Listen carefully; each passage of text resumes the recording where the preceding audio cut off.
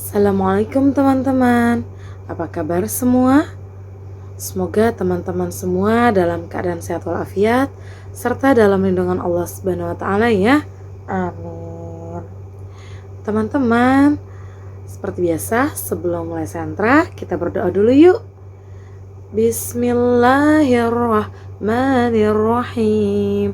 Rabbi zidni ilma warzuqni fahma birahmatika ya arhamar rahimin. Amin. Masya Allah. Alhamdulillah ya teman-teman. Hari ini kita dipertemukan kembali lagi di Sentra Sains ya. Hari ini kita diberikan rezeki yaitu nikmat sehat ya teman-teman, sehingga kita dapat memulai proses belajar lagi ya, walaupun masih via online atau via daring ya. Nah, di Sentra Sains pekan ini kita akan membahas tema dan subtema yang masih sama ya, yaitu temanya tentang ciptaan Allah, subtemanya tentang manusia ya. Topik kali ini kita akan membahas tentang sistem ekskresi pada manusia ya. Nah, sistem ekskresi pada manusia adalah sistem yang bertugas untuk mengolah dan membuang zat sisa metabolisme dan racun dari dalam tubuh ya. Proses mengeluarkan zat-zat beracun ini yang biasa disebut ekskresi ya. Jika tidak dikeluarkan dari tubuh, zat-zat tersebut dapat menimbulkan sejumlah masalah kesehatan ya. Sistem ekskresi pada manusia itu terdiri atas sejumlah organ ya, yaitu paru-paru, kulit, hati, dan ginjal ya. Masing-masing organ ekskresi tersebut memiliki fungsi dan cara kerja yang berbeda untuk membuang zat sisa dan racun dari dalam tubuh. Berikut ini adalah beberapa organ yang termasuk ke dalam sistem ekskresi manusia ya, beserta jenis zat atau limbah yang dibuangnya ya. Yang pertama ada paru-paru, kedua ada hati atau hepar, ketiga ada kulit, dan yang keempat ada ginjal ya.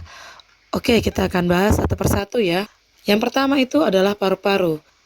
Paru-paru ini terletak di bagian rongga dada atas. Otot dan rusuk membatasi bagian sampingnya ya, dan diafragma membatasi bagian bawah paru ya. Pada dasarnya, paru-paru kanan dan kiri itu mempunyai ukuran yang berbeda ya, yaitu paru-paru sebelah kiri itu lebih kecil dan ringan dibandingkan paru-paru sebelah kanan ya. Fungsi paru-paru sebagai organ ekskresi adalah untuk mengeluarkan gas-gas sisa proses pernafasan, yaitu gas CO2 ya atau karbon dioksida, dan uap air atau H2O ya. Perlu diketahui pula bahwa batuk dan bersin juga merupakan mekanisme alami tubuh yang melibatkan paru-paru dan saluran pernafasan untuk mengeluarkan zat kimia atau gas beracun, debu, kuman, virus, dan benda asing yang berusaha masuk ke dalam sistem pernafasan. Nah, adapun penyakit atau kelainan yang dapat menyerang paru ya, yaitu asma dan kanker paru-paru. Nah, organ yang kedua yaitu adalah hati atau hepar. Hati ini berada di dalam rongga perut sebelah kanan di bawah diafragma yang dilindungi oleh selaput tipis yang bernama kapsula hepatis. Hati ini berfungsi untuk mengekskresikan getah empedu, zat sisa dari perombakan sel darah merah yang telah rusak dan dihancurkan di dalam limpa ya. Selain berfungsi sebagai organ ekskresi, hati juga berperan sebagai penawar racun atau amonia, penghasil cairan empedu yang berfungsi untuk pencernaan lemak, pembentukan sel darah merah pada janin, dan sebagai kelenjar pencernaan ya. Ada pula nih penyakit yang dapat menyerang hati ya, yang dapat mempengaruhi sistem ekskresi yang ada pada hati, yaitu penyakit hepatitis ya atau penyakit kuning ya. Nah, penyakit hepatitis ini penyebabnya itu karena zat warna empedu beredar ke seluruh tubuh. Kulit merupakan lapisan jaringan pelindung terluar yang terdapat di permukaan tubuh ya. Kulit ini termasuk organ ekskresi karena mampu mengeluarkan zat-zat sisa berupa kelenjar keringat dan kelenjar minyak ya. Kulit manusia itu memiliki sekitar 3-4 juta kelenjar keringat ya, Masya Allah. Kelenjar ini tersebar di seluruh bagian tubuh ya, namun paling banyak terdapat di telapak tangan, kaki, wajah, dan ketiak ya. Nah, selain sebagai organ ekskresi, kulit itu juga berfungsi sebagai alat indera peraba ya. Nah, kulit itu terdiri dari 3 lapisan ya. Masing-masing lapisan itu mempunyai fungsinya masing-masing ya. Yaitu yang pertama adalah lapisan epidermis atau lapisan kulit ari. Yang kedua adalah lapisan dermis atau lapisan kulit jengat.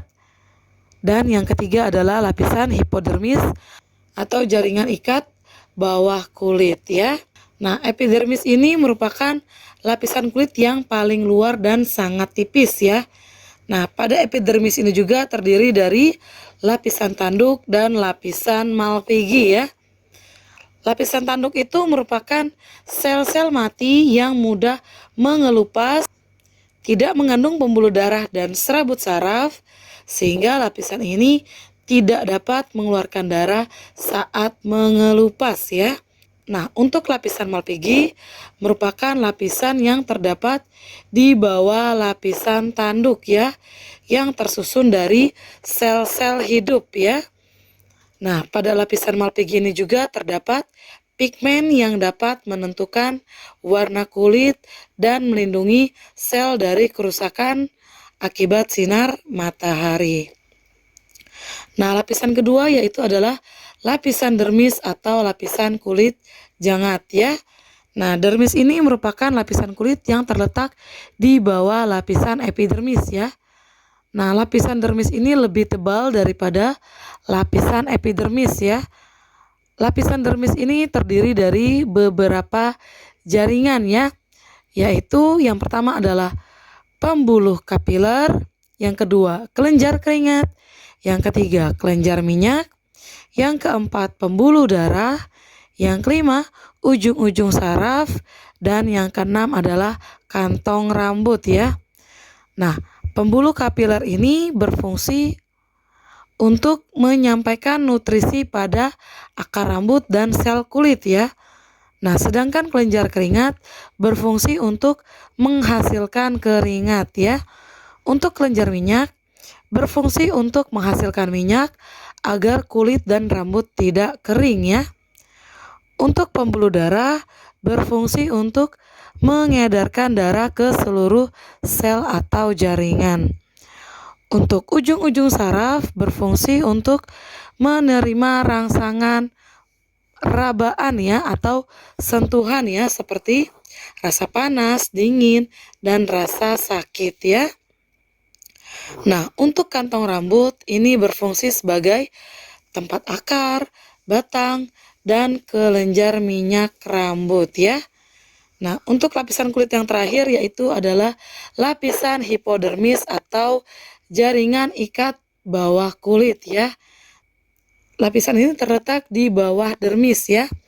Di antara lapisan jaringan ikat bawah kulit dengan dermis dibatasi oleh sel lemak ya. Lemak ini berfungsi untuk melindungi tubuh dari benturan, sebagai sumber energi, dan penahan suhu tubuh ya. Adapun penyakit yang dapat menyerang kulit ya, yang dapat mempengaruhi ekskresi pada kulit ya, yaitu komedo, jerawat yang biasa, dan jerawat batu ya atau kistik akne ya. Nah, organ ekskresi yang terakhir yaitu adalah ginjal ya. Ginjal merupakan organ utama dari sistem ekskresi manusia ya. Organ ini terletak di kedua sisi tulang belakang ya, tepatnya di rongga perut bagian belakang ya. Ginjal ini memiliki bentuk menyerupai kacang merah ya, merah dan berwarna merah kecoklatan ya. Nah, sebagai organ dari sistem ekskresi, ginjal itu berfungsi untuk menyaring zat-zat sisa metabolisme dari dalam darah ya, mempertahankan keseimbangan cairan tubuh, mengekskresikan gula darah yang melebihi kadar normal, dan mengatur keseimbangan kadar asam, basa, dan garam di dalam tubuh ya.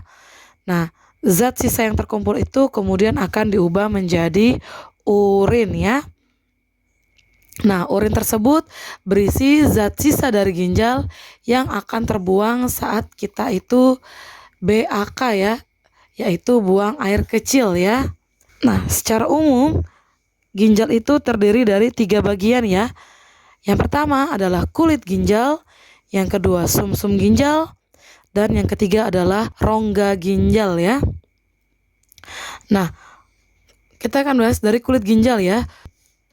Kulit ginjal ini merupakan bagian terluar dari ginjal ya, biasa disebut korteks renalis ya, yang berfungsi untuk menyaring darah ya. Nah, untuk sumsum ginjal merupakan bagian tengah ginjal ya, biasa disebut sebagai medula ya, dan berfungsi sebagai tempat berkumpulnya pembuluh-pembuluh halus yang mengalirkan urin ke saluran yang lebih besar ya. Sedangkan rongga ginjal merupakan bagian terdalam ginjal yang biasa disebut pelvis renalis ya, yang berfungsi untuk menampung urin sementara sebelum dikeluarkan melalui ureter ya. Nah, adapun penyakit yang menyerang ginjal ya, yang dapat mempengaruhi sistem ekskresi pada ginjal, yaitu batu ginjal dan gagal ginjal ya. Ada pula nih proses pembentukan dari urin tersebut ya. Yang pertama adalah filtrasi, yang kedua adalah reabsorpsi, dan yang ketiga adalah agumentasi ya.